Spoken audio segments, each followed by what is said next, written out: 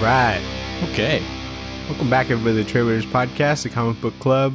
The only one. The premier comic book club. We read a trade paperback. Every single week. I'm Daniel. You're Nathan. We're brothers. We read comics. Yep.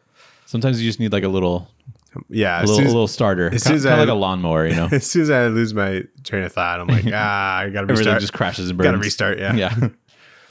Oh, man. Cool party.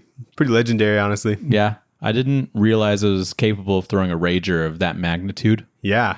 In this little house party, and then we get the cops called. No, yeah, it was good. Got the cops called. That's how you know it's a good one. Yeah, I'm like, oh, sweet. They're Let's go. They're like, cops are outside. I'm like, yes. You want a beer?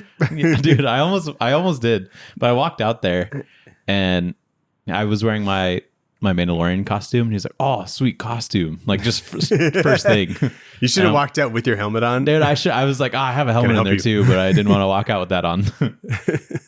And I was like, it's not real Beskar though. It's 3D printed. And he's like, oh, you made that? So it was pretty cool. And he's like, yeah, I understand. Just, turn down a little bit. It was cool though. Nice. I knew it was going to be good because I was a little scared of like, if something gets out of hand, like, I don't know if I'll be able to stop it. And that's how you know when to stop inviting people.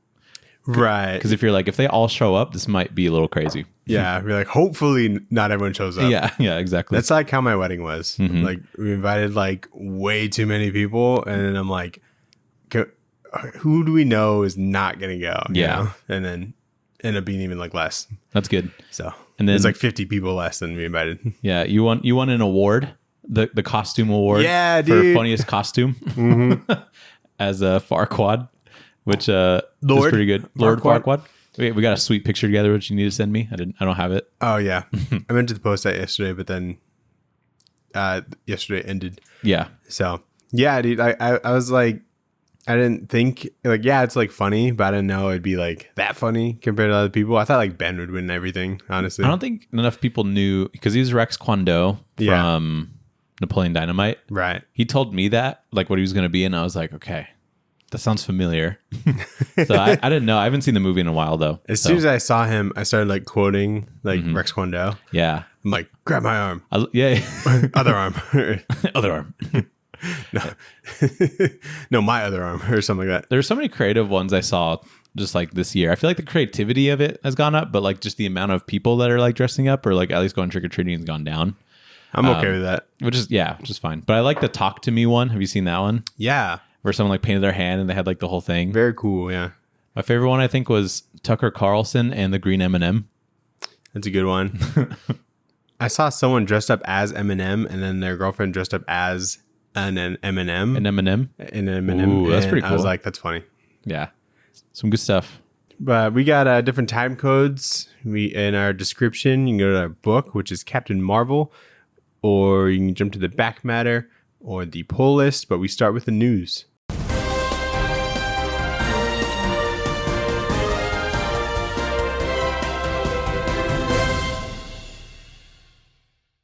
What the fuck even happened this week? I don't really have much, Yeah, really. I had to like dig for some news. Yeah. I never search for shit. Chris Mundy, the showrunner of Ozark, will be the showrunner on Lanterns, Oh, cool. which is pretty cool. It's a good show. People like it. Yeah. I've watched a couple episodes of it. I watched the first season and then tried to start the second and just couldn't do it. People love it.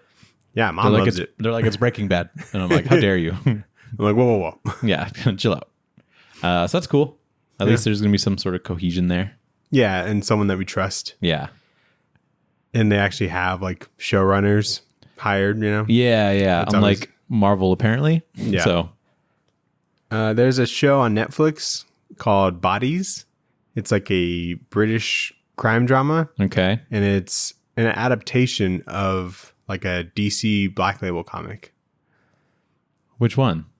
It's called Bodies. Oh, Yeah. Cool. It came out in like 2014. I'm sure we missed it, so it was Vertigo? No, Black Label. Or I guess it might have been Vertigo, but they relabeled it like Black Label. Yeah, because Black Label wasn't a thing until like 3 years ago or something. That sounds right. Yeah. Yeah. But so it's pretty popular. It came out a couple weeks ago, but it's like not even like in print. Like, and it's not even like available to read digitally. Huh. Yeah. It's like you have a comic adaptation probably to boost comic sales, and it's not even available for consumption. That's not the reason that you make a comic book show, but it will certainly, people will get interested in reading the source material for sure. Yeah, I mean, I feel like comic book movies are really just to boost like comic sales, you know? No. Comics, like... You don't make a movie to like boost book sales. Like, you're not making a Harry Potter to like sell more Harry Potter books. Well, yeah, it's to make money off the movie or whatever. Yeah, and the merchandise and but stuff. Also, I think I'm sure they benefit each other. Yeah. Books benefit from the movies for sure. So do you think like the Harry Potter movies have made more than the books like in their lifetime? 100%. I'd like to look that up. I really want to as well. I don't even know how you would look that up. Total Harry Potter movie profits. So in gross box office, they've made $7.7 billion. The movies. Do they even post like book revenue? So they post at least like sales.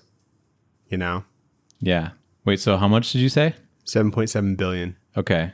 Harry Potter books are the best-selling fantasy book series of all time and the best-selling book series overall, having sold over 500 million books worldwide.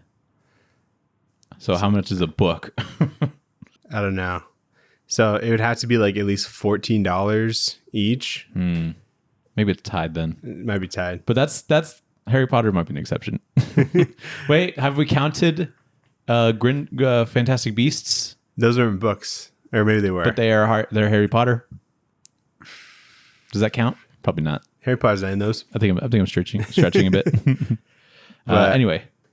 Yeah. So anyway, I feel like that sort of thing should be like available. You know. Yeah, 100%. They should. I assume they'll like that seems like such a like layup.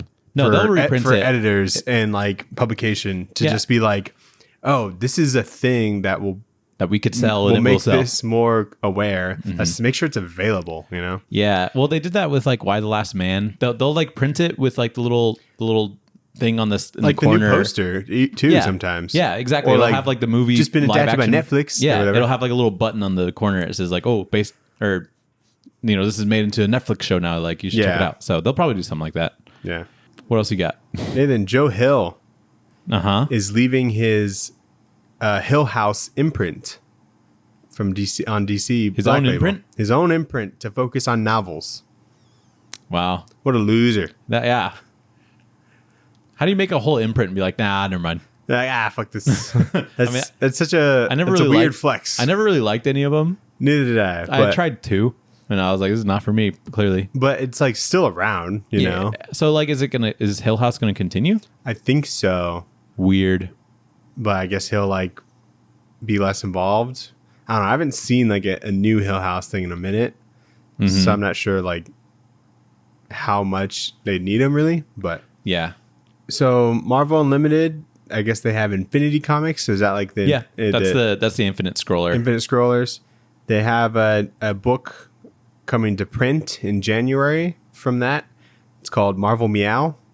Oh, cool. Yeah. And I don't know if it's cats with superheroes or the cats of superheroes, but I guess we'll find out in January. How many cats of superheroes do we know of? Because I only know of the Captain Marvel one. Yeah, like Goose. Chewie? I thought it was Goose. Because she's like a pilot, and it was based off of like... Top Gun? Top Gun, yeah. Oh, okay. That makes sense. This is my cat Goose. I'm like, oh yeah. You're right. But yeah, I don't know any other cats. There should be more. Surely there's more. Is that the one How many dogs do we know of even? I only know of Sparky, I think. Lockjaw. Lockjaw's a good one. Come on. Yeah, that's an easy one. Who's Sparky? Sparky's the Vision dog. Oh, right. Yeah, he's cool. Yeah, we like him. He died. But then the reason that he died and then came back as Sparky. Bad book? Oh, you're right. Well, no, he comes back. Oh, you know, still killed though. There's Batwing, which is a Doctor Strange dog ghost. Batwing? I think it's Batwing. Hold on. Oh no, dude, fucking Pizza Dog. Pizza Dog, yeah, from Hawkeye. Not a superhero, but a very in-canon dog. Bats. It's not Batwing. It's just bats. But he's Little like on the nose. what are those dogs with like super floppy ears? A basset hound? Oh, I was like, bloodhound? Yeah. So Bats is one. There's more dogs than cats, surely. Yeah. I'm only interested in that book if all the dogs and cats fight each other. That'd be something. Or like if I got hired chief Marvel editor, I'm like, put more cats in. To write Marvel Meow? Put more cats in Marvel Meow, and then we have all the dogs and cats fight each other in a big event. It'll be a big summer blockbuster event that no one will care about, and then I'll get fired. But at least I'll have made my mark. At least you have a legacy to leave behind. Yeah. Last thing. Image has like some new books coming from Ram V and Dan Waters. I guess it's some sort of connected. These two books are like connected or whatever. Mm-hmm. Ram V is writing a book called One Hand, and Dan Waters is writing a book called Six Fingers. And it looks kind of like are they the same hand? I guess we'll see. And it's coming out in February 24. One hand and six fingers, huh? Yeah. I thought that those was are both like, below the average. I thought that was like the title of the one book Yeah. that they're both writing or whatever. One hand and six fingers would be that would be a bold title. Yeah, it'd be kind of cool though. Mm-hmm. I mean, like that's in like the cover art. It's just You could like just say a six hand. fingers, and that would cover. I would assume that you have a hand for those fingers. Or unless they're like fingers that were taken off of a hand. Like Yeah. multiple hands. Like you just have a thumb on one hand. Yeah. Interesting. But anyway, Did you know that Ram V can fucking draw? no. He did like a written and drawn thing for Detective Comics recently, Cool. and he crushed it. I saw some of the pages, and I'm like, this is for real. What's it look like? If I had to compare it to somebody, it'd be pretty hard. I guess like a little Sienkiewicz-y, but Okay. mixed with like Christian Ward, I guess, the colors. But a little bit cleaner than like Sienkiewicz typically does, because he's like a little bit scratchier, but on purpose. Sure. But it was really good. Like the coloring itself was like super good, and yeah, he was pretty creative on the page.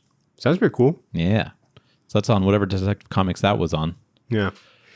But anyway, let's get into the book this week, Nathan. Yep. We got Captain Marvel coming out when this We got the comes Marvels coming out. The Marvels, my bad. And we read Captain Marvel Higher, Further, Faster, More. By Kelly Sue Deconnick, David Lopez, Lee Lowridge. and Joe Caramagna on letters. Yeah. Dan, what do you think of this book? I love the art. Yeah, same. David Lopez is super consistent. Yeah. And he's very crisp. Is this the first like time we see the Captain Marvel like space suit with the mohawk thing? I don't know. I don't know either, but it seems like it would have started here. I'm gonna look. Okay. How do you look that up? First appearance, Captain Marvel Mohawk. I kind of expected like more bad guys and not like humanitarian Captain Marvel, you know? Yeah. I think this is like a cool use of it and it makes like sense. But it's just kind of like not what I expected. It was like less space cop, you know, and it was like time spent on like a planet, you know? Yeah. And it was kind of interesting, the like interdimensional like politics that were kind of introduced into it that like made sense and were like coherent, you know? Mm-hmm. And also kind of tying it back to things that we know on Earth. Yeah. So yeah, pretty well thought out. Yeah, like the plot itself, it has a lot of elements that I think are kind of hard to track, but there's like I think pretty good ideas in here. Yeah. Like I like knowing that like the Avengers have some sort of presence just like in the universe that people are familiar with. Yeah. And I'm like, okay, that's cool. Even though, you know, they don't really have like a whole cosmic space team really at this time. Yeah, this Mohawk suit was from Kelly Sue DeConnick's run. Oh, so this is like first appearance of the Mohawk. I think so. Okay, interesting. Very cool. Yeah, very cool, very cool, very cool. So is this when she first became Captain Marvel from being Miss Marvel? These are things I don't know. surely not. I mean, first appearance Captain Marvel, Carol Danvers. Does it say? Oh, yeah, I could probably just look that up. I've actually started as Captain Marvel. No. Maybe that was just like a bold thing because of all like the Shazam stuff. I don't know. I can't tell you this. I'll wait. I can find it out. We need all the answers. What volume is this of Captain Marvel? Oh, I don't know. So her first appearance as Captain Marvel is Avenging Spider-Man in July 2012. Okay. She first became Captain Marvel in a Kelly Sue DeConnick run that was drawn by Dexter Soy. Oh, is this not like her first? This might not be the one. Is this like the new? Wait, when did this come out? 2014? Yeah, this is referring to 2012, which seems right to me.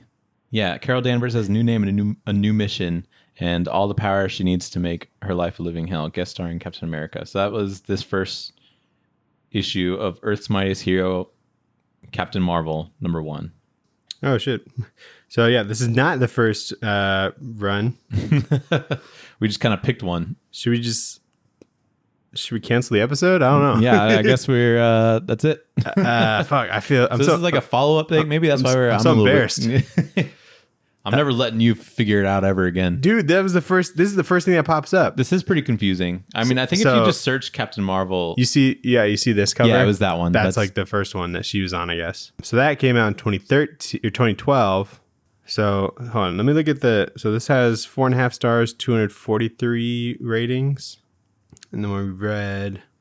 Also 4.5 stars. But 2,234 ratings. Yeah, because I think it comes up first. It's all about the algorithm. I guess, but like... and then there's another one with Kelly Sue? After this with Kelly Sue and Amanda Connor. So she's just been on the title so many times. So she definitely like deserves to be in the movie. Yeah, for sure. I thought it was like just this run. But now that we're looking into it, that's not the case. So I wonder if we would have like maybe enjoyed the other one more. Probably. Well, this one is interesting and there's good ideas, but I was like a little thrown off by like how many new characters there are. Yeah. And I didn't know who to care about. And ultimately, I don't really care about any of them. If I'm being honest. Okay. But I think I could see she has a really good voice for Carol Danvers specifically. Yeah. That I enjoy. So, but let's get into it. I think just because this one was rated more, like this is why we picked this one. This is probably like the popular one, you know. This is fucked up because it's like if someone knew, because we always do like the first trade, you know. Yeah, if someone new wants to read Captain Marvel, they're just gonna pick this one, right? Yeah, like us. Yeah, like us. Like we know what we're doing when we fucked up, you know. Kind of, I guess. And so maybe it's not. Like, stop relaunching this shit. They'll never they'll never stop. They'll never stop, but like make it easier to figure out like which one, if you wanted to start the beginning of Carol Danvers being Captain Marvel, like figure out how to make that easier to do. Right. I just don't know what the solution is. I just would like to complain. It's pretty hard. Yeah. But anyway, I guess we'll just get into it. Yeah. So we start in the middle of the book. This is the beginning of this book. The beginning of the book. We start in the middle of the book, and we'll get back to the middle of the book later. But basically, just like Captain Marvel's trying to help some aliens with some stuff on another planet. And that's like we plant the seed there. And then it jumps to 6 weeks ago. Carol Danvers stops what she thought was a nuke, but it's actually a ship carrying an alien named Tick. And Iron Man is like, hey, we should have Avengers like in space, but like we rotate them out so they're not always in space. And she has like a lot going on in her personal life as well. Like she lives in the Statue of Liberty. Pretty cool. I don't know how you like set that up. Maybe there's room in there already. Like how much is the rent? You know, does she pay rent? She pays with justice. How many bathrooms? Probably just one. Probably, right? She's living with this kid, which I assume is just from like the last run. It's like her sister and like her niece. Yeah. I don't know who they are. And then there's a cat. And I think that one... Is that Goose? Is that Goose? It must be Goose, right? Probably. Because like, they keep talking about her because she's like on the ship with her. Yeah. And like we see some Carol Danvers having fun on the job, and like I like seeing the part of her personal life and personality sprinkled in, which I think is good, but we kind of lose that like a little bit later in the book because it's just like the next thing and then the next thing and then the next thing. But like I like I like this first issue a lot, even though like not really like a lot happens, but we get to see like a little bit about her. And so we find out that she has like a thing with Rhodey or Iron Patriot at this time, or was he still called War Machine? I don't know. But I don't know. It's James Rhodes, and so they have like a thing that they're like keeping secret. And then she's like, I want to go to space, and then Rhodey's like, all right, you can do that then. That's fine. Fuck me then. Yeah, he's like, fuck me then. But there's like a really nice. It is a nice scene where he's like, I'm not going to keep you on the ground, you know, that kind of thing, kind of showing support. Yeah. But it is a little bit of like, well, fuck me then, I guess you just go. Yeah. Right. But I like their relationship. Yeah. It's he's like younger, like more her age. Yeah. So it's not like weird. And they're like upfront with each other and like not clingy, which I feel like a different writer would just kind of like milk that drama like a little bit. Right. But it makes sense for both of them to be like we both do this, like we both know what we got to do. So right. like you just go do your thing, I guess. So I actually like that aspect. I'm like, okay, cool. And the artist, I think, does a really good job with just Carol Danvers himself, like really good portraying emotion and with like action. So it's pretty cool. But that's pretty much issue 1. There's like a little kids comic at the end of this. Yeah. I don't know if that was part of like the original book as well, but it's just kind of like explaining who Carol Danvers is and just like kind of trying to catch you up to speed if you're new. But issue 2, we're now down to 2 weeks ago from being in the middle of the book. And Carol's in space. She's on her ship with her cat. And she's doing like medical transport. She's trying to take that alien that was in that first issue and bring her back to whatever planet she's supposed to be on. And she runs into a group of like pirates and crooks called the Hafensai. And they just like try and shoot her down. So Captain Marvel like comes out and she blasts them. And I really like this dynamic of bringing your pet like on a spaceship. Yeah. Like that's not something that is done a whole lot. So it's funny that like her cat just jumps up on like the control panel and starts like pushing shit like a cat would. Like if you were working from home and your cat jumps up on her desk and like starts pushing shit. So I think that's pretty funny. And then we see like the Mohawk design. Pretty damn cool. Looks good. And the space action is so good. It is very cool. Like the coloring like is really cool when she's doing like her big blasts. And I really like that aspect of it a lot. Hold on. It's going to bother me. I need to confirm this cat's name. It's Chewy. It is Chewy? Yeah. She says, Chewy, you can't lay on the controls. So it must have been Goose only for the movie, unless there's a different Flurkin cat named Goose. How many and Flurkin Chewy. cats does she have? She could be a crazy Flurkin cat lady. What if there was a Captain Marvel villain that was just a crazy cat lady, but they're all Flurkin cats? And so she has like 20 she controls. She'd go down. Yeah, Goose in the movie. So, you know, I believe that. Maybe they just couldn't use Chewie because it's Star Wars. But that doesn't make any sense because it's also Disney. Yeah. So, I don't know. And like, I guess... Do you like Chewie or Goose better? I think Goose is funnier. I think Goose is also funnier. I think Chewie is a better name for a dog. That's a little basic though. A little... It's a little bit more bold to name your cat Chewie, I feel. Yeah, but Chewbacca himself is definitely Remember that issue dog. of like Groot where like Groot goes to Earth? The one that we read? Yeah. Yeah. And the thing that Captain Marvel suggested he do is watch Star Wars. Yeah. So her naming her cat after Chewbacca is like a little bit more coherent with that. I'm sure Kelly Sue didn't think of that when writing this. And I don't think she's read that series. Yeah. Or this probably even came out before that. Yeah. But I like some consistency, you know, across titles. So if this came out, what do we say, 2014? Yeah. Were the Guardians of the Galaxy? That was a thing. I think the movie came out in 2014. Really? Okay, interesting. Because... But I can be completely wrong. I realize that I'm not very good with years. Dude, Because so much shit that I thought happened this year happened last year. And so I'm just committed to like...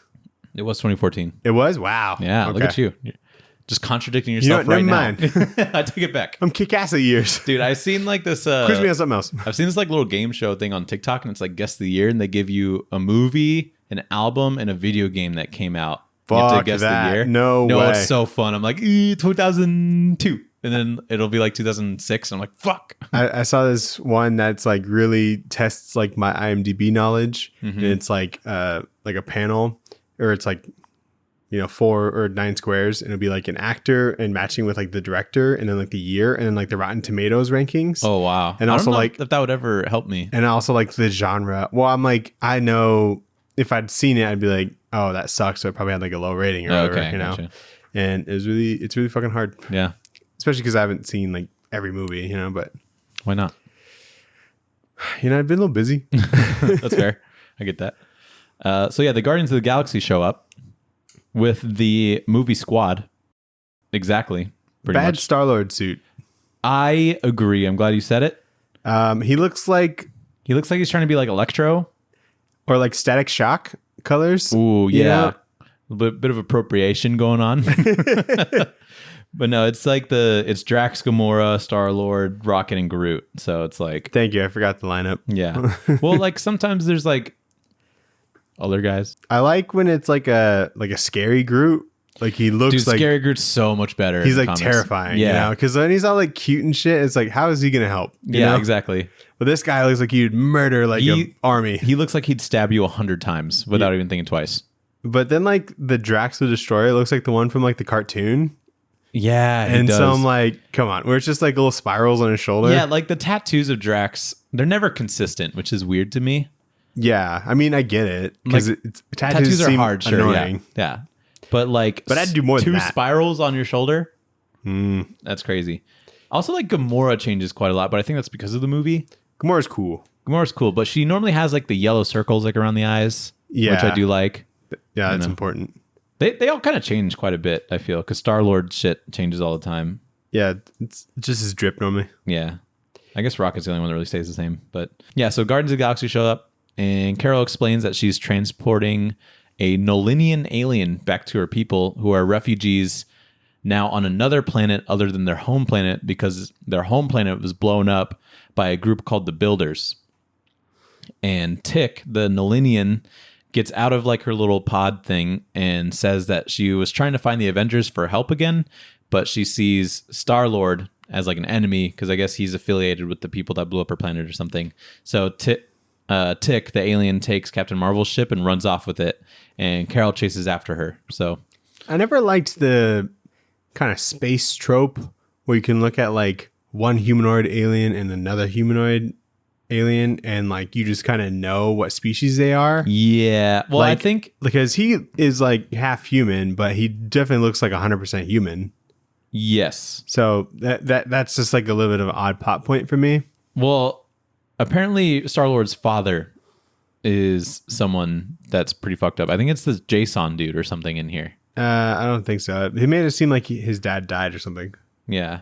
But so she was able to recognize that. So I can kind of see it. But yeah, I do agree where it's like there's billions, trillions of life forms and stuff. Yeah.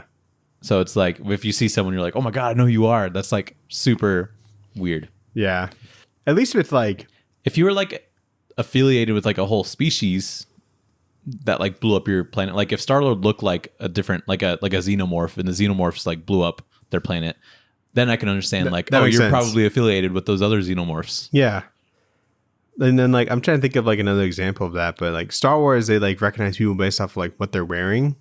Yeah. And that makes sense. Mm-hmm. So if like maybe if like he had his like old helmet, the one that like we know, yeah, and that was like affiliated with like some army that with that species, that would work too. But that's another thing about this costume is that his helmet sucks. It's just like a typical space helmet with like a little face shield thing. Yeah. And it's like, there's nothing cool going on here. You know who pulls that off? Who? Exo-Man of War. He does. So sick. Yeah, that's probably like one of my favorite, yeah. Probably one of the best helmets, possibly. Arguably. With a face shield. Like if you're going to do the face shield thing. Well, thing, how many other face shield ones do you know? Star-Lord. That's one. Buzz Lightyear. Okay. I'm talking about comics. Mysterio. Oh, they had him in like Black Science, didn't they? Yeah, They did. Those are okay. But you're not trying to make their helmet iconic. You're just still trying to see their faces and their reactions to Can you believe that we're almost at like 200 episodes and we haven't done one Valiant comic? Dude, that's so funny. Wait, have we not? We did Bloodshot at some point. No, we didn't. We didn't? We talk about the movie all the time, I feel like. Dude, we have to do Bloodshot at some point. Or Exo Manowar or something, you know? Exo Manowar is pretty cool too. Or Ninjak. Dude, Ninjak would be sick. Ninjak would be... I've never read a Ninjak. Or maybe we should... Fucking... Quantum and Woody. Quantum and Woody. Yeah, that's important. I was thinking like Soggy in my head for some reason. I feel like if we do Bloodshot, we should try and get Parker on for that too. Oh, that'd be perfect. Like you would hate it. We'll just schedule it. He would hate it because it's not Ninjak. And see if he can make it. Oh, he likes Ninjak, huh? He loves Ninjak. Then maybe have him on like, Ninjak. It's like Spawn, Alien, and like Ninjak. That's like his shit. That's like the shitty like. That's the comic fans I like. Like, you know? Damage. He loves Damage from the fucking whatever. We should review whatever Damage, DC's, dude. He would love it as well. Yeah, we should. Okay. Yeah. We should. All right. Well, we'll schedule one with him, and then we'll also have like a backup comic in case he can't make it. Because I don't think we can do another Parker comic without Parker. Yeah. Because then we'll just be like, yeah, it's pretty good. Like, he needs to like defend what we're reading. You know. Yeah. I want to shit on it so that he can defend it.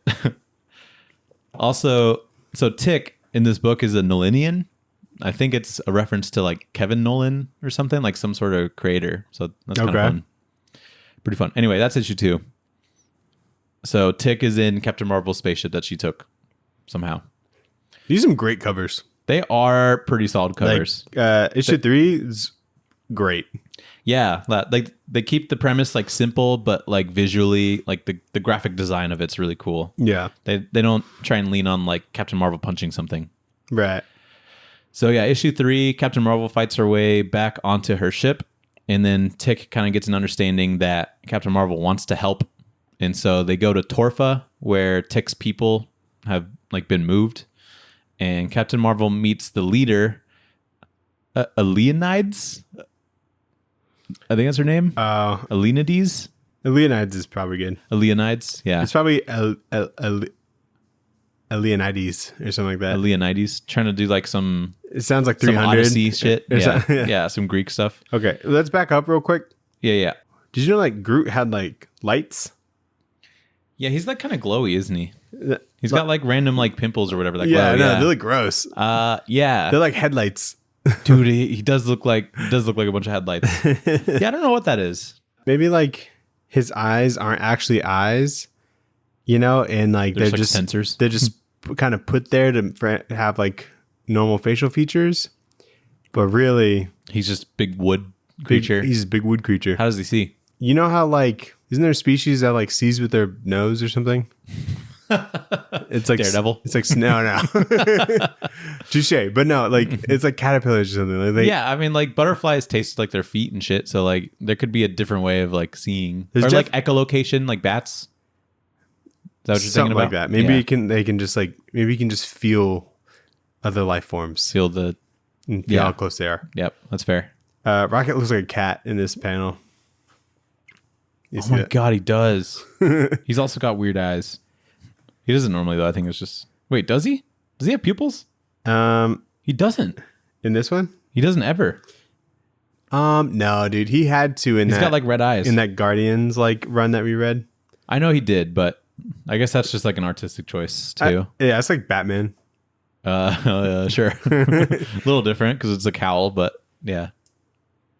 Yeah, I don't know, because like when he's like yelling or something, he like his eyes like squint, you know, and so it's like feels odd to try and force like a pupil in there. Yeah, but anyway, moving on.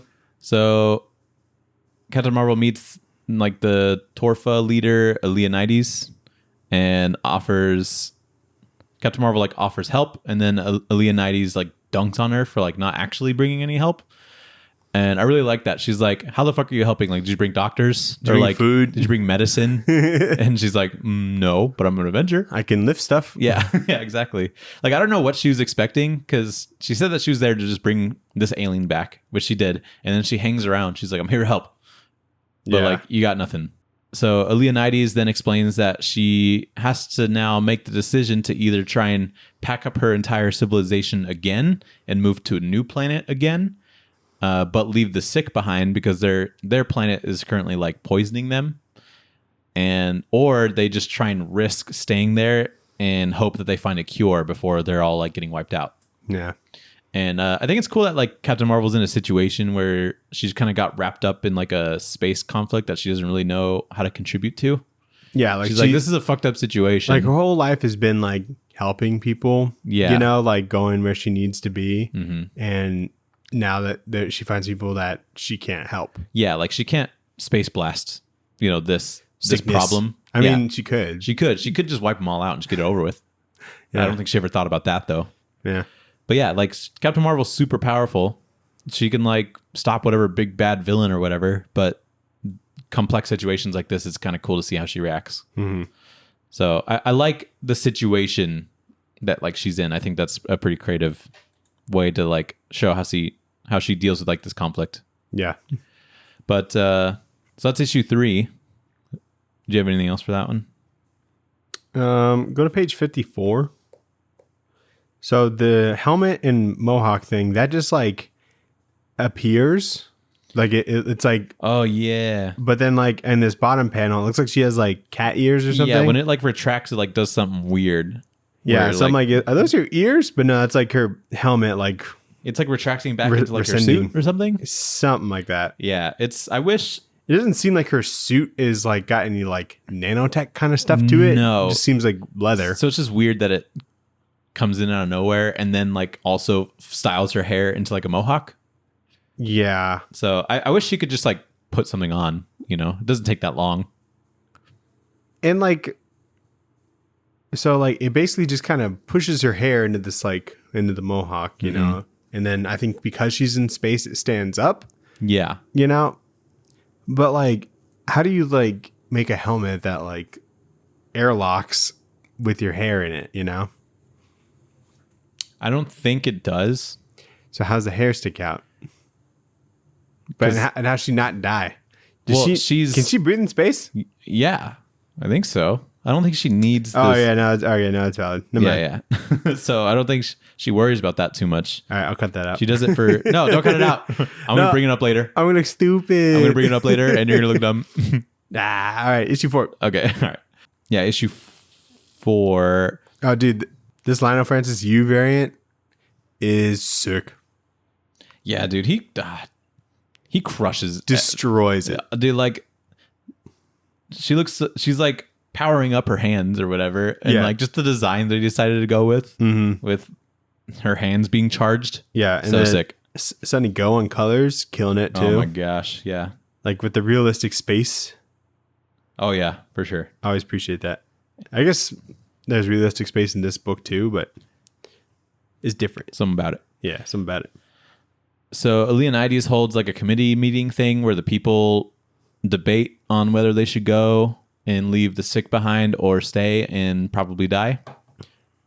We meet just a big cast of characters. So we meet Gil, Sentinel, and Jackie, who are aliens in the story that like try to think of a way to like haul everybody out. But they are attacked by more Hafensai, and Captain Marvel offers to try and put a stop to it. And there are times in this book I noticed where it gets very yellow, and I don't really understand why. They're in Mexico. They must be in like Mexico or Egypt or something, because it's like the Mexico of this planet. It's the Mexico filter. Well, I guess like when if they're outside, I guess. Yeah, because they're outside in the last issue and it wasn't yellow at all. Yeah, so that's why I'm confused. Maybe it's the golden hour. Oh, they have like a crazy golden hour. Yeah, it's like you actually look gold. It's probably what it is. Like, but like that confuses me because there are some characters that like look kind of alike, and like this big yellow filter doesn't really pop the colors at all. Yeah, but everyone's like different looking enough. Like they are different species and like sizes and whatnot. So that didn't bother me. But like if you're not able to like adapt colors to this like filter, you know, you like can't be like a comic book colorist, you know? Yeah. You have to be able to like do all these colors in different lighting and stuff like that. Yeah, exactly. Or else it's boring, I guess. Yeah, no, I agree. And so Leonidas makes a call with this dude named Jason, and he's like a guy from the Galactic Council trying to rule over Torfa, or he's, I guess, the one that helped get them to that planet. Yeah. And he's like, ooh, we got to get you out. Mm-hmm. And so he gives Leonides 3 days to organize just 1,000 of her people for an evacuation. And so she's like, well, shit, I got to figure that out now. And then Captain Marvel and crew go to a planet where there's more Hephensi, like doing shady business. They steal some like parts and stuff. And then they see part of Jason's men there. And so she's like, ooh, this guy's kind of sketchy, but he's supposed to be good. And Captain Marvel's crew want to do the same thing on another planet where the Hephensi typically are. And so I think a big thing about this book that kind of puts me off of it is that there's too many like groups that are just mentioned in passing. We don't really see a good example of them like at the time when they bring them up. Yeah. Like I'm cool with there being like a Hephensi, but that took me a little while to realize that they're like pirates. Uh-huh. And it's cool that there's like the Spardax, but I didn't really know who they were affiliated with. They're just like talking about them, you know? That's like what Peter Quill is. He's like the Prince of Spardax. See, I didn't know that. He said there's also they said in the beginning. But Dano, there's also a Galactic Alliance, builders, and whatever races on Torva. You know, Torfa. So it's like, how do all these elements play in together? It's kind of hard to construct in my mind. I guess if it was like simpler, then it might seem like too simple for like space. You know, because like all these things have been like established maybe at some point, and I feel like every other planet in like the Marvel universe is the most like diverse planet other than like Earth. You know, like it's like a Star Wars effect where it's like all these different species and things like that, and they just kind of coexist. You think so? Yeah, because like we have like humans, but we also have like giraffe. You know, or like dog. Okay, yeah, or shark.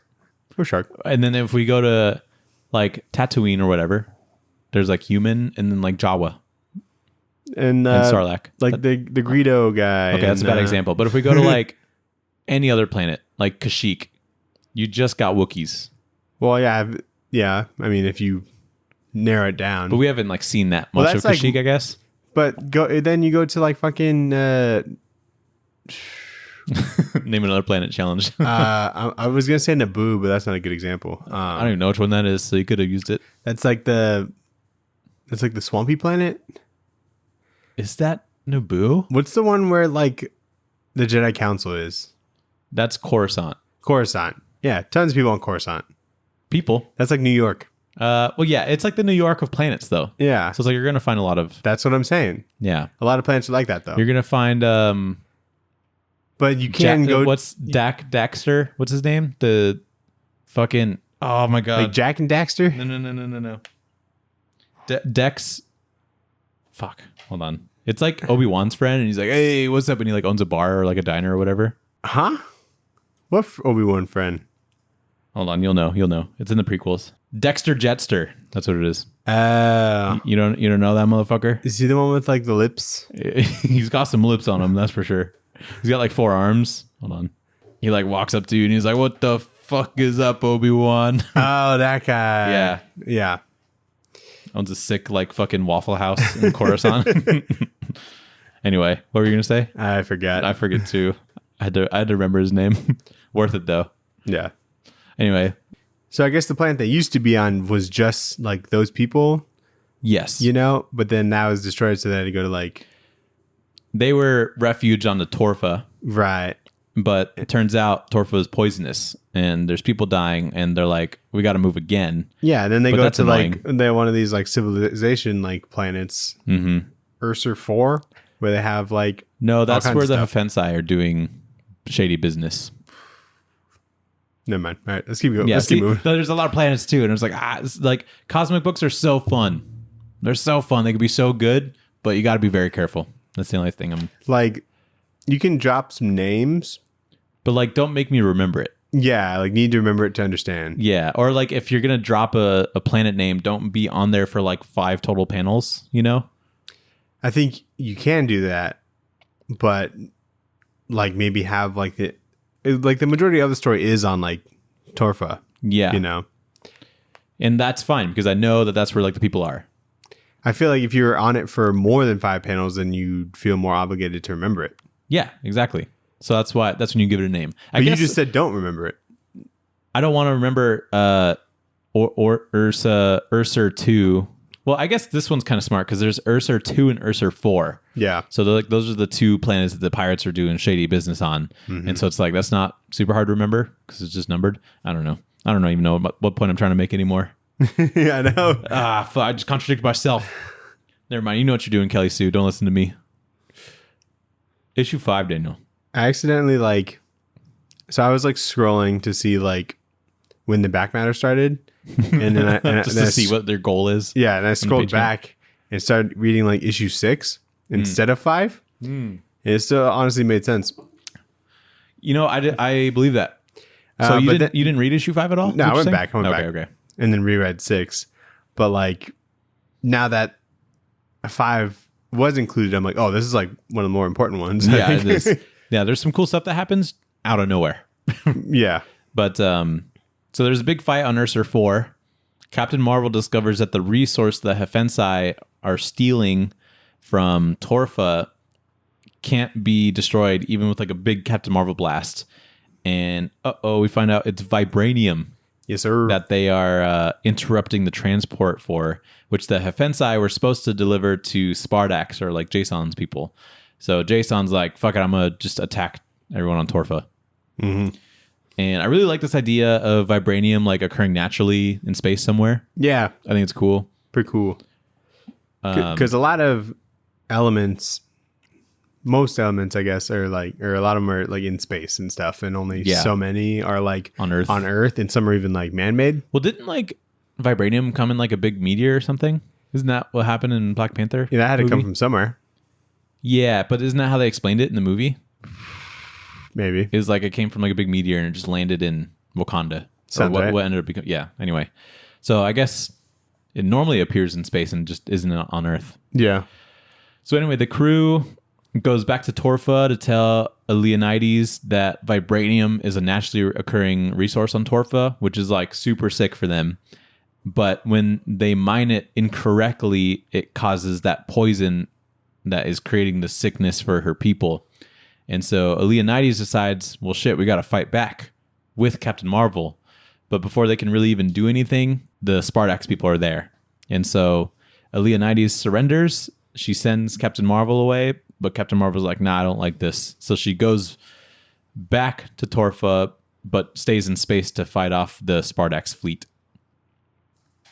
So there is like a proper way to mine the vibranium.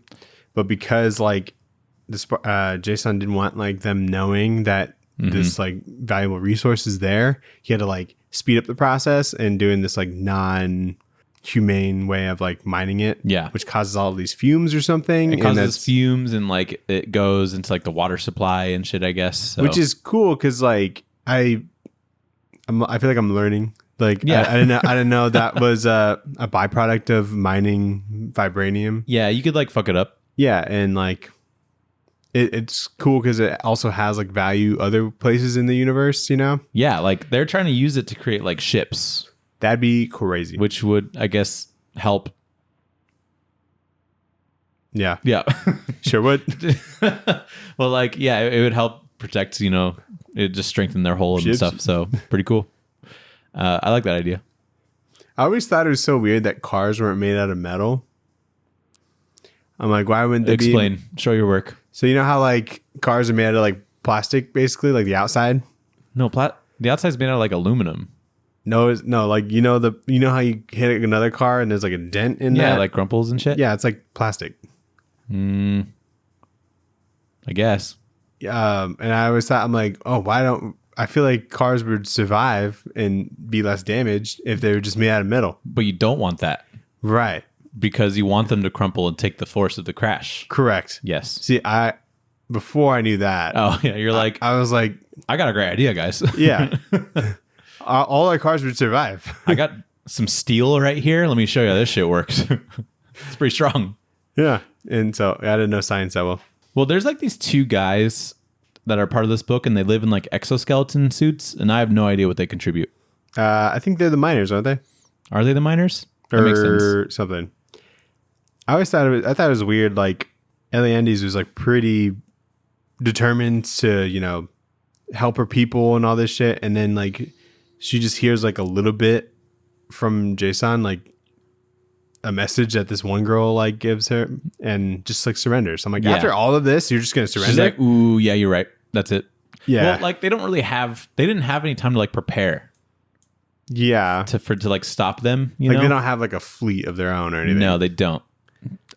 Which is a thing in this book that I'll talk about. But real quick, the design of Eliandes, I just noticed right now that her pupils are diamond, which is kind of cool. Oh, cool. She kind of looks like a lizard lady. When she gets really angry, she has like this little, her hair like sticks up, which I think is kind of cool. Oh, yeah. She looks like that one dinosaur. Yeah, from Jurassic Park. Yeah. The one that they invented.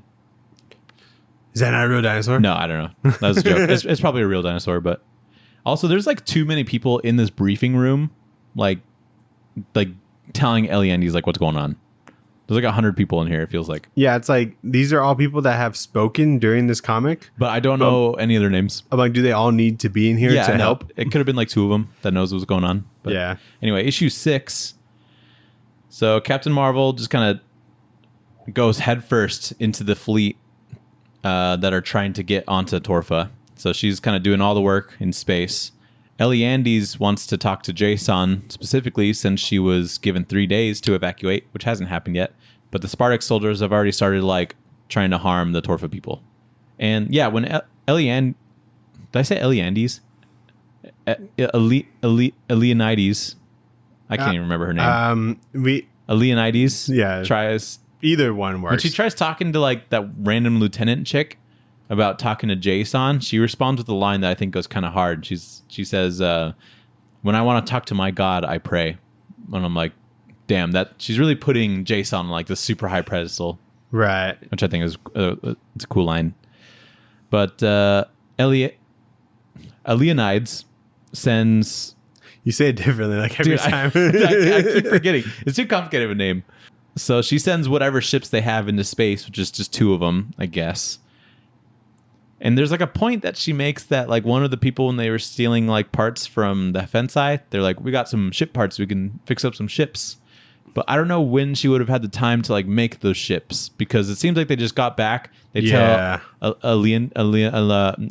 they tell her about what's going on. They go outside and like Spartak is there. So it's like, it doesn't feel like there's any time there. But anyway, those 2 ships go off to fight the entire fleet of like 1,000 ships for Captain Marvel, while Captain Marvel flies into the vibranium mines and blows them up, which pisses off Jason.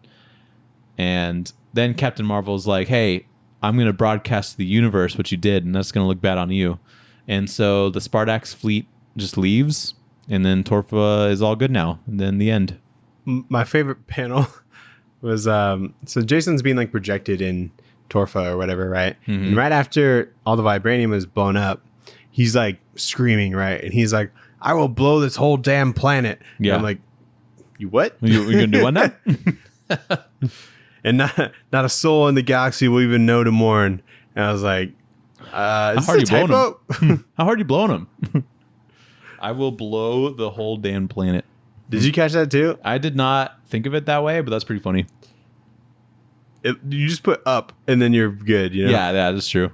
It seems like there's too much to kind of cram in there at the end. Yeah, you get a page wrap up. Yeah, you get 1 page to be like, cool, we're all good. Later. Yeah, and Captain Marvel just leaves like a little mixtape or whatever. Yeah, she leaves a Guardians of the Galaxy mixtape for, I think that's Jackie. Little playlist. Yeah.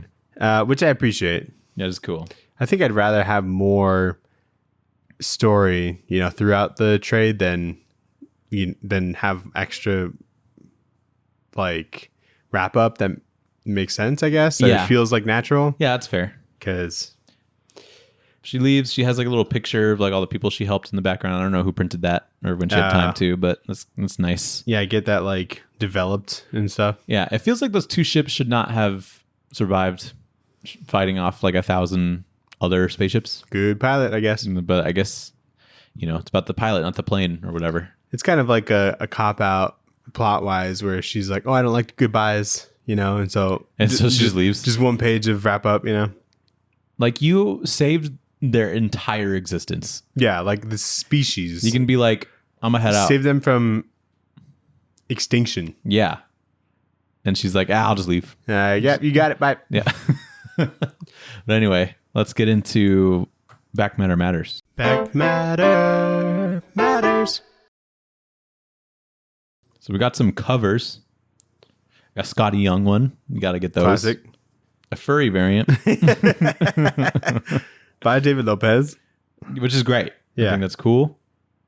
J.G. Jones. Wow. And I think that's the wanted guy, right? Yeah. Yeah. I think his head's a little too big. A little too big. Her head's a little too big. That's fine. Or just make the body a little bigger, you know? Yeah, something like that. But like, Cool cover. the parts are cool. Yeah. Yeah. We get R. Adams. Dang, dude. What? I don't know. I didn't look at the back matter, so I'm like, okay. whoa, cool. Our Adams.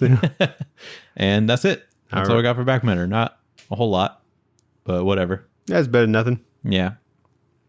Dan, what would you rate this book? Dude, the next volume is called Stay Fly, Ooh. which is a 10 out of 10 a trade name. Yeah, 100%. This did not change my opinion of Captain Marvel, really, which is not like, I don't think badly of her or anything, but I'm just like. Yeah, I feel like I didn't learn that much. I guess if I wanted to learn, like I could go like even deeper into like origin kind of stuff. I really just wanted to read like kind of the start of Kelly Sue's run, which we did not do. Which we failed to do. It's weird that this one comes up because why first like when you like look for it. Like when you it's type, got to be more popular, right? like if I were to type Captain Marvel, Kelly Sue Deconnick, I think that's like just the one that comes up. Right. I guess we need to just double check that when it comes to big two stuff. Yeah. Especially if they've been on multiple times. But normally I when just it's- Googled it and like it's literally like this trade that comes up. So it's strange. It's fine. I'm sure. Like It's good, yeah. yeah, we'll go do the other one when Captain Marvel comes back around. I guess if If that ever happens. If that ever happens. Yeah, I give it like I like it. You know, like a cookies and cream, ice cream. But I'm like a little pretentious about it, and I add Oreos to the cookies and cream ice cream. You know, Sure. Okay. maybe some chocolate chips and like a little hot fudge drizzle. I I think that'd hit the spot. that's good. Yeah. I would give it a like it, but what I ordered was a love it, and they just accidentally gave me like the wrong size.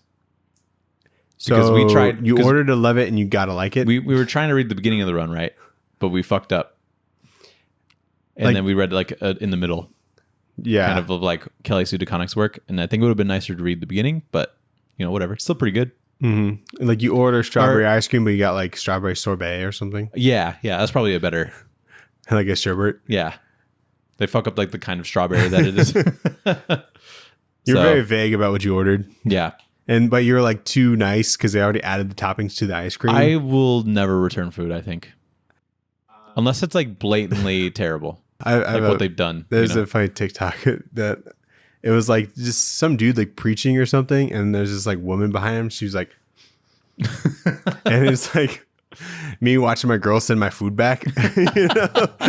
Yeah, it would be so. I would just like, I'll just eat it. I'm not like picky or anything when it comes to food, so it's just like whatever. Yeah, like you ask for something, you don't get it. Is it that big of a deal? Not really. Like the most I think I've ever been pissed off with like an order being wrong is like I didn't get fire sauce. That really fucks up your Taco Bell order, It does, doesn't it? dude. It does. And it's like, But I still ate mild it. will not do. And you know, I learned and I grew as a person from that because now I have a stash of Taco Bell sauce packets in my pantry. That's smart. So if anything, you know, it helped. I don't like when they forget an item. That's like the worst thing. That is bad. because I never like over order. Yeah. I order like exactly what I need, you know? And so if something's missing, it like kind of fucks up my flow. If something's missing, I'll ask. Like if I'm at a sit down restaurant and something's missing, then I'll ask. That's fine. But like Yeah. if they get it wrong and they're like, you had the fucking salad, right? I'll be like, fuck, I guess so. Yeah. You know, I'll be a dick about beers. Like if I ordered like a beer, like Really? I'll like, and it's been like a minute. Just drink that one. Be like, hey, this is wrong, actually. So give me no. No, I would drink it and be like, And I'll like stop people when they're walking to get like another beer, you know? wow. So, or like their hands are full, like, excuse me. No, I've never done that, but you know. That's funny. Anyway, let's get into the poll list. Shove in your box. The pull list, what did you shove in your box? Very, very light week. I think I needed this. I needed this as well because the last 2 weeks have been hectic, and I haven't been able to catch up on any of them really. I was worried. I'm like, oh man, I didn't go last week, or I went on like Tuesday night, and they were putting out, or maybe it was Monday night, and they were putting out books for Tuesday, and they only gave me like one or two of the books I was going to get the next day. Yeah, so I'm like, oh, I'm missing one for that week, and so I'm like, I worry because they like pile up if I don't go every week. But I'm going to get Godzilla, Here There Be Dragons, number 5. Yep. I think that's the last one of that series. I guess it's just like a mini series. And then Ultimate Universe, number 1. Ooh. I walked into the shop, I looked at everything on the wall, and I was like, I don't need any of this. And you walked out? No, I picked up Ultimate Universe number 1. Just because like, I'd feel like such a dick walking in. Not a dick. Weren't you going to get it anyway? I think I would have. Yeah. So I just got that. I'm totally okay with that. I'm cool with that too because I picked up like the last 2 weeks, like the average books that I would be getting like those 2 weeks like went way up, and so I need to read some of those. Get into a spot where I'm picking up one book, I'm buying a trade. I thought about it, but then I was like, I'm still just behind. Who cares? I mean, perpetually, I'm always going to be behind, but like I want to. Have you bought? I want to catch up on. Have you bought my Christmas gift? No, that would have been a good time to do it, I guess. Yeah. Have you bought our tradewaiters gift? Or no, I guess the same thing. Yeah. Yeah, I really remember that. I'm like, oh, we do have something coming up. Did you read anything? I did not really have time to read anything new. I guess I had a busy week. Yeah, you did. I read Avengers Inc. Okay. By Al Ewing. And so I thought on the cover it was like Vision. There's like Vision and Wasp. There's some detective thing, but it's actually Victor Shade. Do you know who that is? That sounds pretty familiar. He's got like eyes and then like a diamond, so he looks like Vision. The Vision in like that cover. That's funny. And so, and what a cool name. The cliffhanger was that the thing that happened in the first issue was caused by Eric O'Grady and Hank Pym. Whoa. I was like, well, hold on a second. Wait a fucking minute. And so I think because it's Janet Van Dyne and then also Hank Pym is at the end of this one, it's like somehow a continuation of Al Ewing's like Ant-Man and Wasp series. Remember yeah. Yeah, so I'm like, does he have this like little... Does he have this like huge saga that he's doing? Ewingiverse thing, A Ewingers? A Ewingers? So Victor Shade is Vision. He is? I looked up Victor Shade and there's a bunch of pictures of Vision. Okay, so I wasn't wrong. I don't think you're completely wrong, but you don't seem right either. So there is some villain, like B-level villain of the Wasp called like Whirlwind or something, and he like dies. And then I guess Vic Shade just like inhabits his body somehow. Okay. And like almost changes like his facial structure. So he was born and raised in Hell's Kitchen. He is the son of Reina Alvarez and former criminal Shades. When does he become Vision though? Maybe Victor Shade inhabits the body of the mutant speedster Whirlwind. Oh, there we go. Yeah. He employs these abilities very distinctly, but then why does he look like Vision? I don't know. What a weird character to throw in there to an Avengers book. But he's a good guy? Now, because for some reason he's like interested in why his like body was murdered or whatever. Anyway, it was like kind of cool. Like it was like not like a boring concept, but I just don't think I'll continue with it. That's fair. So you give it a shot. Yeah. And I read Hack Slash Back to School. Yep. Did you read that? And I need to. It's on the top. 92 what? I need to read it. Oh, I need to? Yeah. 92% of it. If you ever need to read something and you don't want me to keep talking about it, just say 92. 92. So I don't know what to kind of like expect with me neither.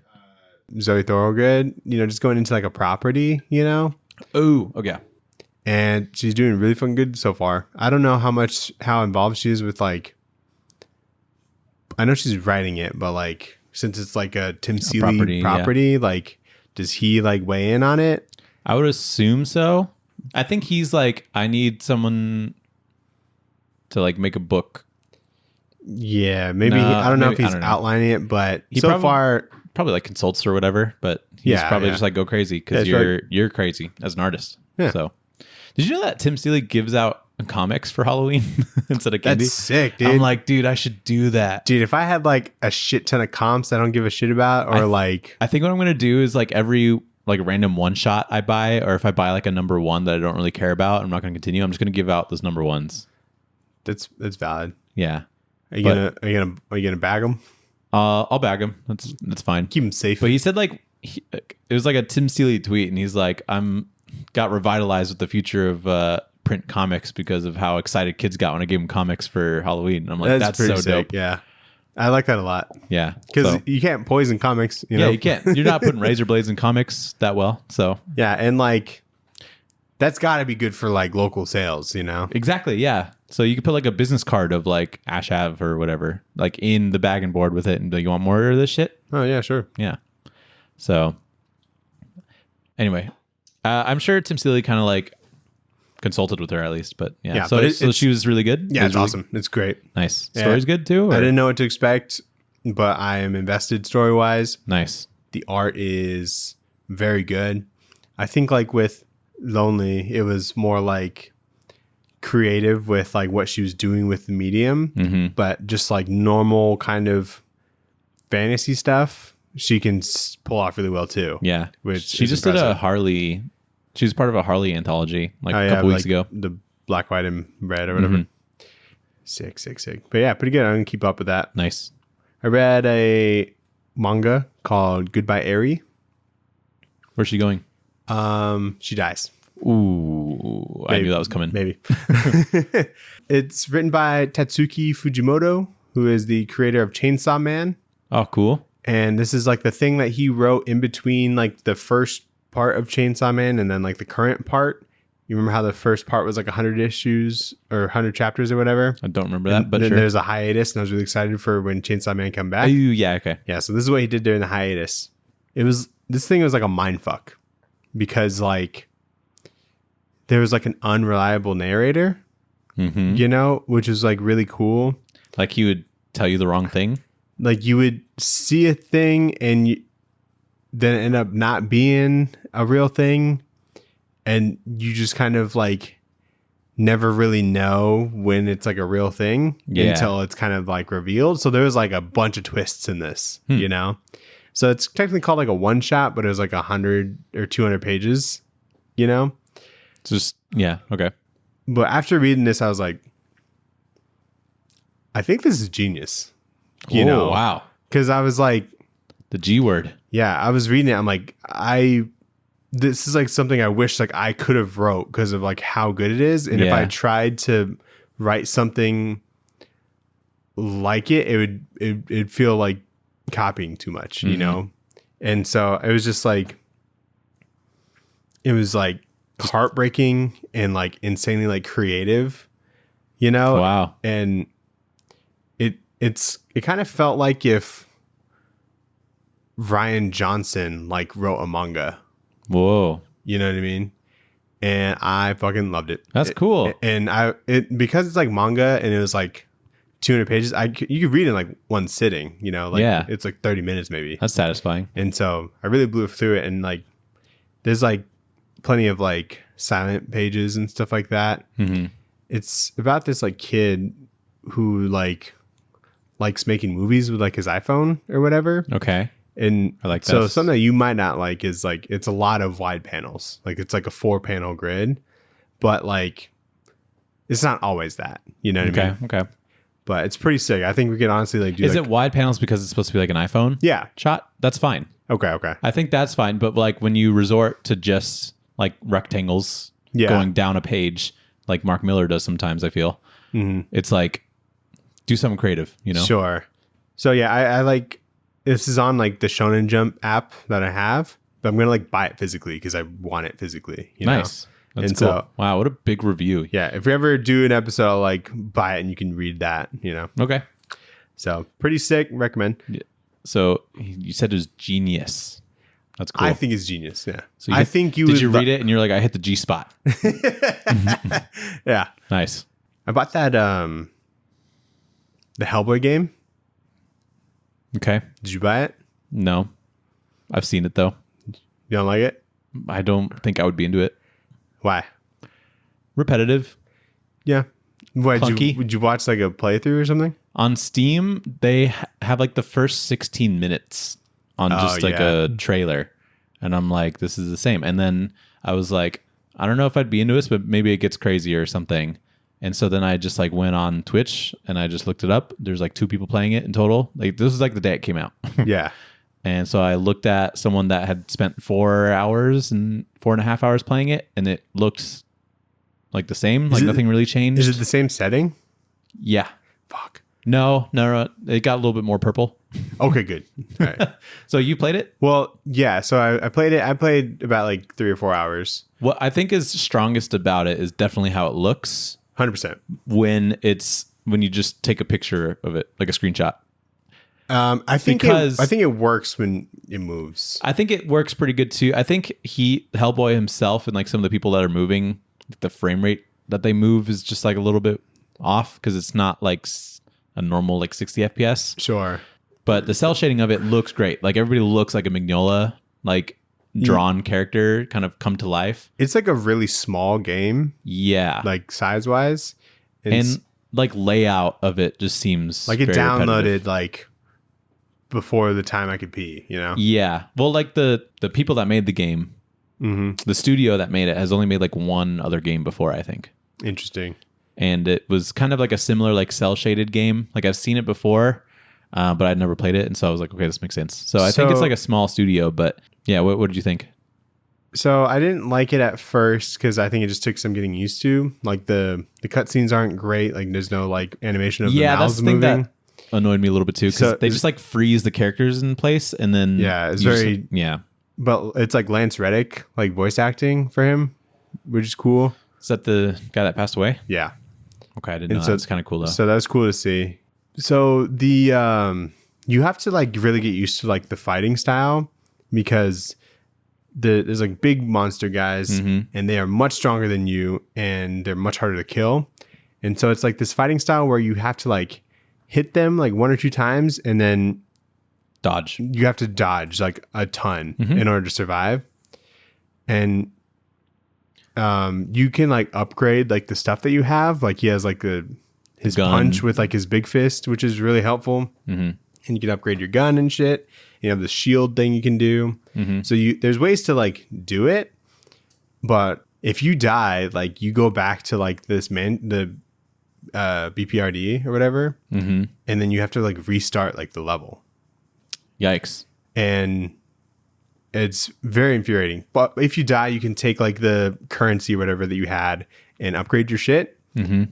But I had to do that like 3 times in order to like get to like the end of that level just to die to the boss. Yeah. And so I haven't revisited it since then. Well, have you played a game like this before? It's called a roguelike.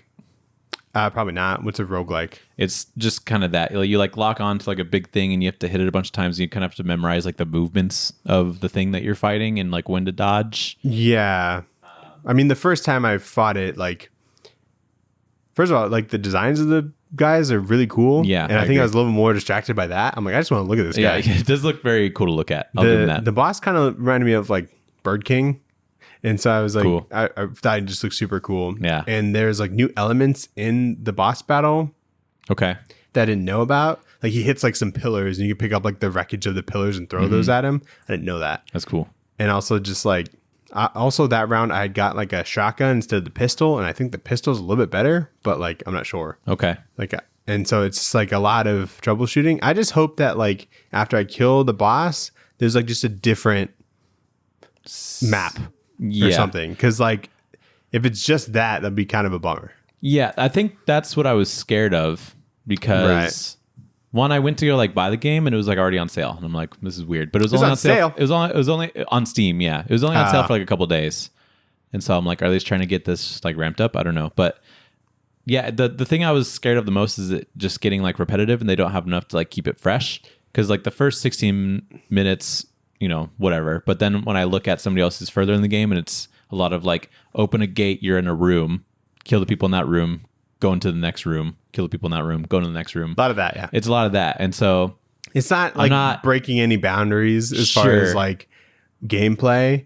Yeah, I just don't know, I guess, what I was looking for. But I was really excited about it. And then I saw stuff about it and I was like, I just don't think I'll enjoy it. I just kind of went into it and it was like $25 or something. I'm like, yeah, that's so a at good least price. it's not the price of a full game, but yeah. Because of how small it was, I'm like, oh shit, it might be just this one Is there level. like a good story? Like I know you're kind of investigating a murder or something, right?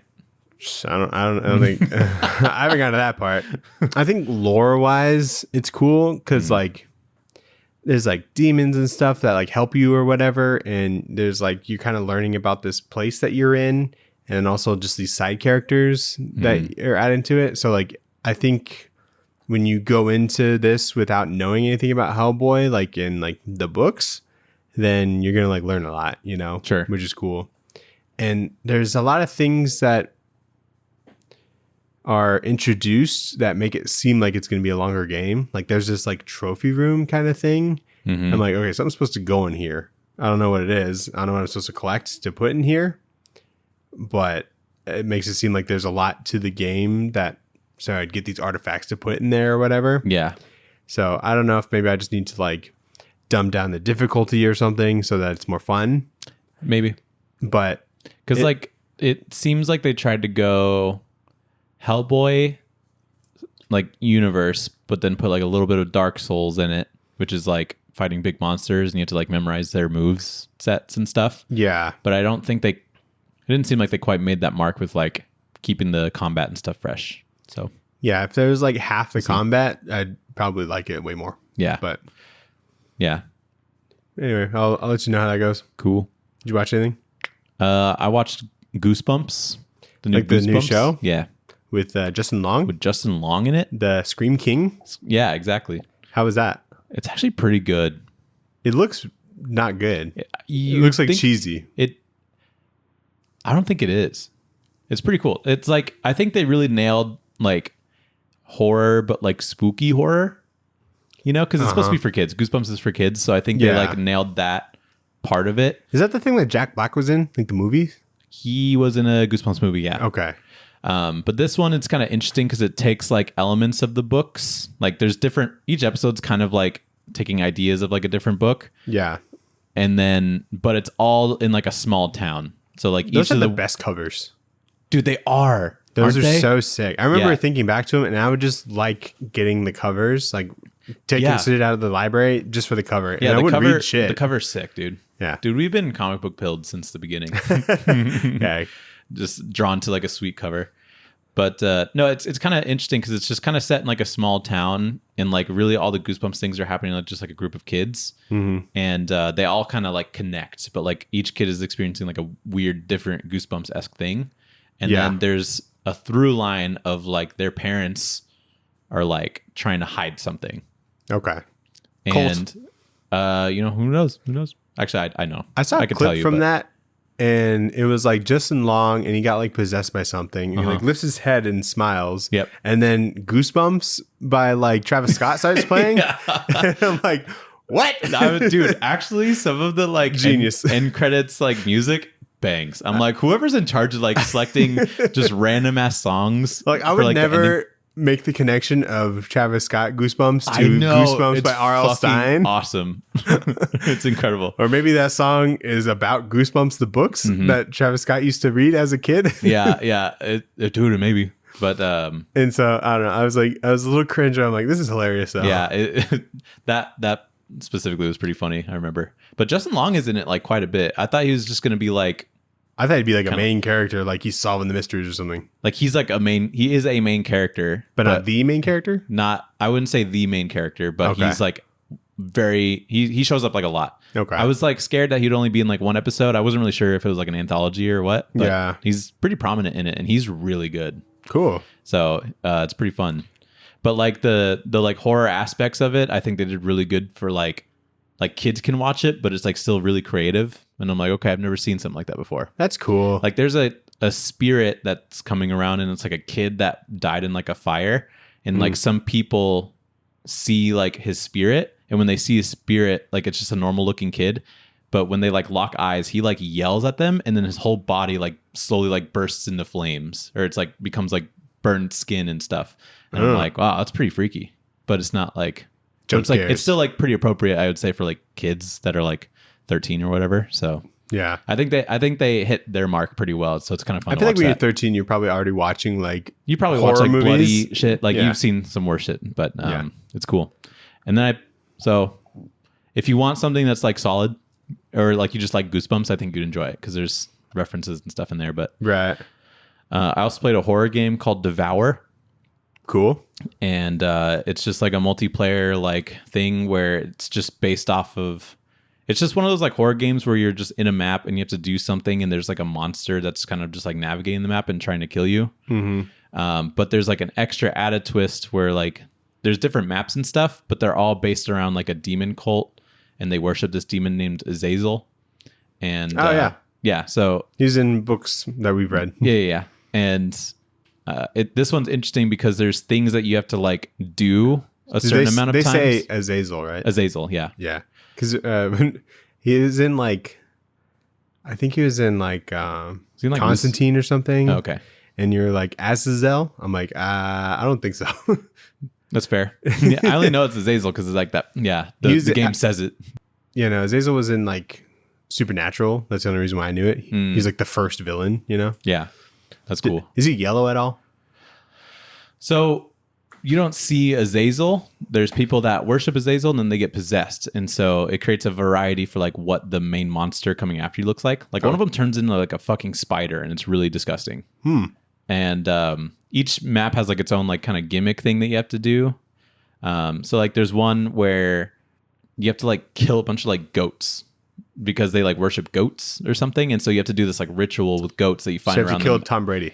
Pretty much. Yeah, you got to get Tom Brady. You got to get LeBron. Got to kill him. No, Tiger. No, but like you have to like run around and find goats like around the map, all these things trying to get you.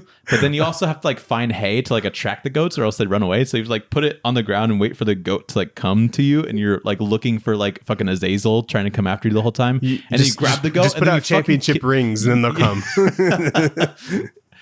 And so it's funny because the strategy is to just like pile up a bunch of goats and then just like mass murder them pretty much.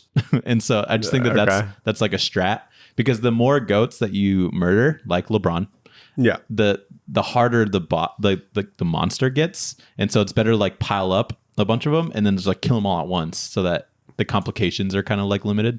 It's very fun. Interesting.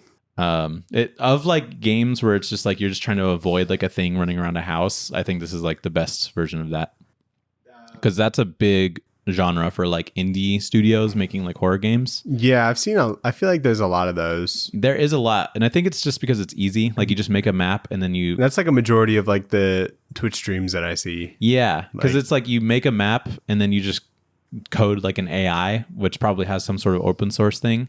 But this one adds like the element of like you have to do a certain thing like 10 times before you can like win. There's one that I saw where like it like connects to your mic and like the monster will hear your voice. Mic, yeah. I'm like, that's fun. Yeah, Don't Scream. That thing is what it's called. Okay. It like just came out.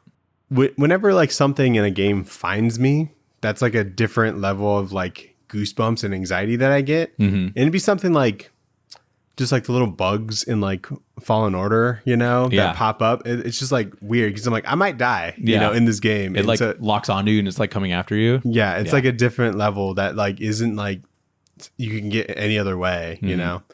And I even got that with like fucking Hellboy, just because like I wasn't expecting one of the things to pop up or whatever. Yeah, or like I might die, you know. So you would freak out from like Outlast or something. Yeah, I don't think I'd have fun.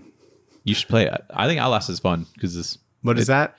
It's like that, but there's like a linear story like that. So it's not just like one map and you just have to like try and find your way out. There's like a whole linear story. Yeah. And very freaky. Or like Alien Isolation, I think you would like. Because it's just but like xenomorphs, and it's pretty cool. I've seen that. It just takes a little bit to start up, but it's a really good game. I feel like it's not very fun when like you just go under a desk and from the door frame you can see you under the desk, but the alien doesn't see you and just walks by it, you know? That's fair, but it's not like only that. Yeah. But anyway, those are the two new things. I watched The Killer. Oh, was it good? It was very good. I liked it a lot. Cool. You saw it in theaters? I saw it in theaters. Nice. There's a 1 week theatrical run. At the time of recording, it'll be still out, and then you can only see it tomorrow. When this comes out, it won't the movie, be in theaters. Not in theaters, but it will be on Netflix by the time this comes out. Sweet. So go check it out. I think it's better than like a next Netflix film, personally. That's probably why they put it in theaters. Yeah, I don't know. But yeah, I think it is good. There wasn't like a ton of people that went because like Five Nights at Freddy's came out the same week, and it seemed like everyone was going to see that. Yeah, that did like really well. Yeah. I kind of want to watch it. So yeah, we should go see it. Mm-hmm. The Killer, I don't think it's like David Fincher's like best movie, but I thought it was like a very like good adaptation of the Killer comic, and I think Which I've read. Yeah, I read it in Paris. Oh, okay, cool. Oh yeah, that's right. Where the Killer's set, big flex. I traveled to where comic books are set. Yeah, I just wanted to like feel really immersed. So I definitely think I went with Dom, and I definitely enjoyed it way more than him because I had these expectations, and I think movies just get points when it's adaptations and it's done well, Mm-hmm. And it's like true to like the comic, because like the comic is like 95% narration, it's just like what he's thinking and things like that. It's a lot of captions, and like the first like 20 minutes is just him like staking out like a hit because he's like an assassin. Cool. And it's just all narration. I'm like, this fucking rules, because I'm like, this is like, it's just like him thinking about how he's going to do the assassination. Yeah. And so it's sick, and like all of his like morals and things like that. Yeah. And like what it's like to be a killer and shit like that. And that opener was like it was so like tense, because you're just kind of waiting for the thing to happen, Probably one of the best fight scenes of the year, I think, was in this. Dang. Super sick. So they changed like quite a bit, but it's a gist of just like the first volume, which is cool. So I think it's not like anything was like spoiled for me for like the future of the comic, which is neat. And so I think that'll kind of give me some momentum to read more of that. How long is the Killer's comic? The Killer comic? It's like normal trade length, like maybe 140 or something. Oh, okay. I don't remember. Yeah, like the changes like make sense and I think work for like a movie, and nothing like really like upset me like what we changed. Mm-hmm. And I think it's like David Fincher's way of like trying to make like a assassin movie, but not like make it so boring, right? And I think he's kind of trying to make fun of that genre in a way in certain aspects, but yeah, really good. Everyone should watch it. I think. Is Fassbender good in it? He is excellent in this. He seems excellent overall. He's gonna be in a Taika Waititi movie. Yeah, Last Goal Wins or something like that. Yeah, that's cool. I don't know when that comes out. What a range on that guy. Yeah, he was fucking shredded in this. He was like, oh really? Like 300 shredded? He looked like more shredded in this. Like he was like he like looked like more sickly, I guess. But like when he takes his shirt off, he's like, it's just abs and like cool. Yeah, it wasn't like he like in 300 he was like trying to look big, He looked like he was pretty scrawnier compared to the other guys, but yeah, but pretty big. In this, he didn't like look like he ate like a lot. It's like scrawny shredded. Yeah. Okay. It's like the skinny kid that like just does a lot of crunches and has abs, He kind of like that. And like the abs don't line up for some reason. Yeah. And so, are you caught up on Gen V? I'm behind on my shows, on my programs, so I didn't watch anything else. Cool. Is the Gen V season finale out, or like how does that work? So I thought there was 10 episodes. So I looked up on IMDb and it said 10 episodes, and there's only like 7 out. Oh, okay. And the 8th. So I think it'll be coming out. Like a couple episodes will be coming out the same couple episodes as like Invincible. Yeah. There's only like they're doing part 1 of season 2 for Invincible. I did not know that. That's disappointing. So Gen V season 1 is 8 episodes.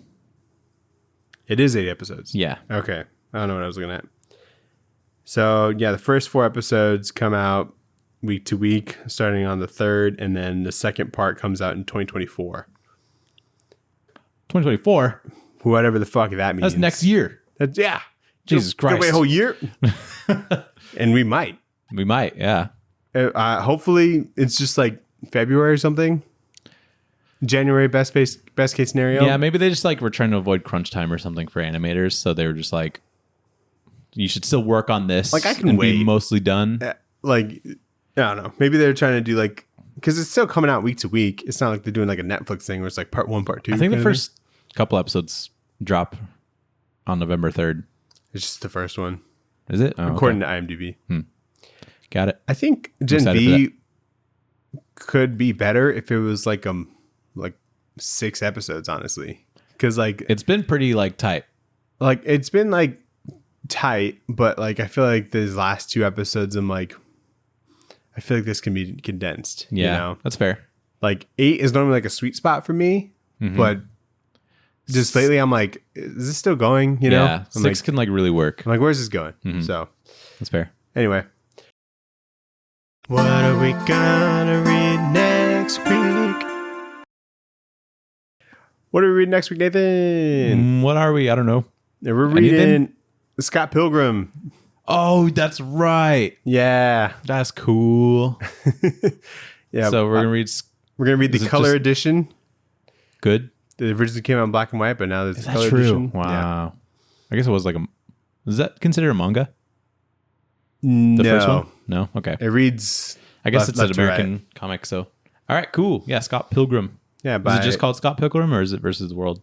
So it's just Scott Pilgrim. The second trade is called Scott Pilgrim: Versus the World. Okay. But each trade is like called something different. Nice. Finally, we're getting to this shit. Yeah, sorry, Sam, who first suggested it. Like I think he suggested a different Brian Lee O'Malley book. I don't think he's even suggested. He just suggested Brian Lee O'Malley in general, I think. Oh, okay, gotcha. But Scott Pilgrim's like the main one. We're getting to it. We said we would. Yep, we got it. Yeah. So but sweet. Everyone, thanks for listening and watching. Check out the Linktree in the bio. Like, comment, subscribe, and stuff like that. Tell us what Brian Lee O'Malley book to read and what Captain Marvel run you like. Yeah, let us know if we fumbled the Captain Marvel thing. Yeah. And there's a much better one. Please let us know. tradewaiterspod@gmail.com. And exactly. Goodbye. Peace.